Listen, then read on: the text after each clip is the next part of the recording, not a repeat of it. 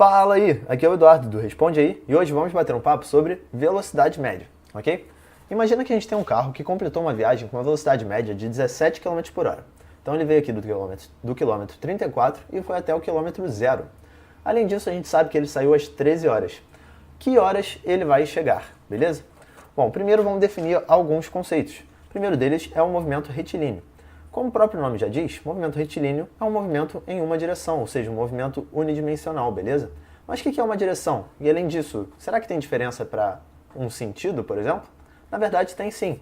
Olha aqui, a gente tem várias direções desenhadas, direções diferentes, ou seja, direção é em qual reta o movimento está acontecendo, beleza?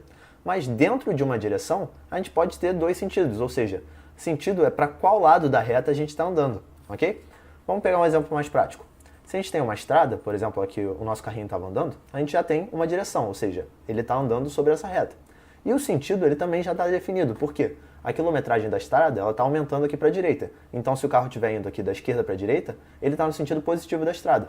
Em compensação, se ele estiver indo da direita para a esquerda, ele está no sentido negativo da estrada, beleza? Agora vamos apresentar um conceito novo, que é a variação da posição. O que é essa tal bendita da variação da posição? Bom, a variação da posição nada mais vai ser do que a diferença entre uma posição final e uma posição inicial. Pô, mas como assim? Como é que a gente calcula isso? Bom, se a gente tiver uma partícula indo aqui do 27 para o 95, a variação da posição vai ser posição final, que é 95, menos posição inicial, que é 27. Então a variação da posição vai ser 68 km, ok? E agora esse outro exemplo. É bem parecido, só que agora ela está indo no outro sentido, beleza? Variação da posição vai ser posição final, que é 27, menos posição inicial, que é 95.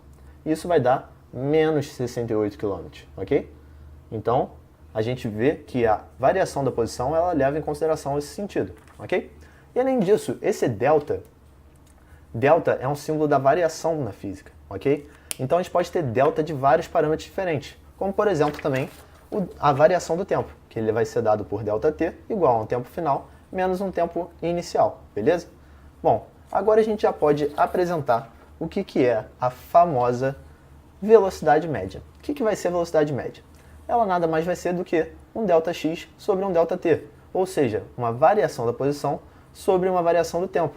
E o que isso significa? Ela significa o quão rápido essa posição está variando, ou seja, se a gente tiver uma variação da posição muito grande para um mesmo intervalo de tempo, a gente vai ter uma velocidade alta, beleza?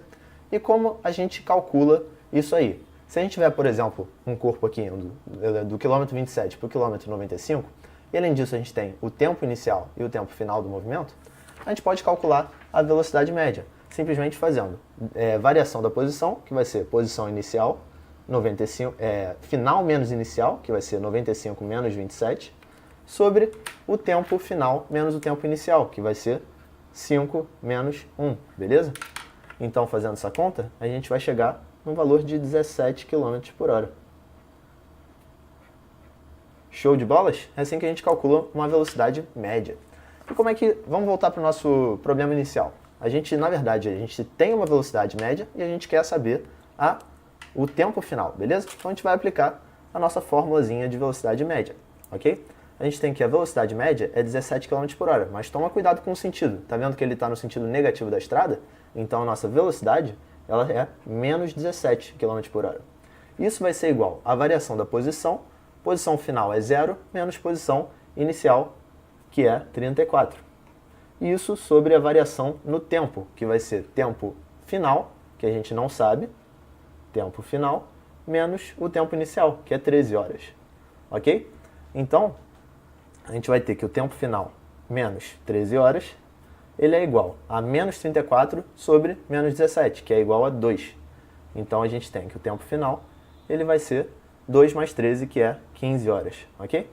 E esse é o instante em que ele termina a viagem. Continuando aqui. Bom, agora que a gente já viu velocidade média, é muito importante a gente saber conversão de unidades. Por quê? A unidade mais usual é km por hora. Mais usual não, na verdade, uma das usuais que a gente trabalha é km por hora. Mas uma outra importantíssima é metros por segundo, ok? Então é muito importante a gente saber passar de uma para outra. Como é que a gente faz isso? 1 quilômetro, ele é 1000 metros, ok? E 1 hora, ele é 3.600 segundos. Então a gente tem que, para passar de quilômetro por hora para metro por segundo, basta a gente dividir por 3,6 e a gente vai ter metros por segundo, ok? Essa conversão é bem legal a gente já ter até de cabeça. Então, se a gente tiver em quilômetros por hora e a gente quiser passar para metro por segundo, basta a gente dividir por 3,6. Enquanto se a gente tiver metro por segundo e quiser quilômetro por hora, basta a gente multiplicar por 3,6, beleza? Bom, agora vamos falar de um movimento retilíneo uniforme. O que é um movimento retilíneo uniforme? Ele é um movimento com uma velocidade constante, beleza? A velocidade não vai variar. Então, a gente pode dizer que a velocidade média, ou seja, a velocidade que a gente calcula, vai ser a própria velocidade do movimento, já que ela não varia, beleza? Além disso, a gente pode chamar a posição final de S, posição inicial de S0 e pode chamar o tempo inicial de 0, ok? E aí a gente vai chegar no quê? Aplicando a fórmula de velocidade média, a gente vai ter que a velocidade ela vai ser igual a posição final menos inicial sobre tempo final, que é t, menos tempo inicial, que é 0. E aí, manipulando isso aqui, a gente chega na função horária da posição. E isso vai dar o que pra gente? Vai dar nada mais do que a posição em função do tempo. Ou seja, se a gente souber a velocidade do cara, basta a gente substituir aqui um instante de tempo que a gente vai achar a posição que ele se encontra, beleza? Bom, continuando aqui, o que a gente pode fazer com esse movimento retilíneo uniforme? A gente pode analisar também, tem muitas questões que analisam o gráfico. Ou seja, essa é a expressão da função horária da posição em função do tempo. Se a gente ajeitar ela dessa forma, você vai ver que isso se assemelha bastante a uma equação de reta, beleza? Onde o nosso tempo está variando, como se fosse o nosso x, a nossa velocidade é o a e a nossa posição inicial é o b. Então a gente vai ter um gráfico assim, beleza? E aí, o que isso tem a ver com a velocidade média? Bom, a gente pode calcular uma velocidade média simplesmente fazendo a tangente desse ângulo aqui. Por quê? Se a velocidade média é a tangente desse ângulo, por que isso vai funcionar? Porque a tangente desse ângulo nada mais vai ser do que um cateto oposto sobre um cateto adjacente desse triângulo, certo? Esse cateto oposto vai ser a variação da posição, ou seja, o nosso ΔS. Enquanto esse cateto adjacente aqui, ele vai ser a variação do tempo. Então, se a gente calcular a tangente desse ângulo θ, a gente vai ter um ΔS sobre um ΔT, ok? Então, a inclinação da reta ela vai dar a nossa velocidade média. Quanto mais inclinada essa reta tiver, mais rápido esse cara vai estar andando.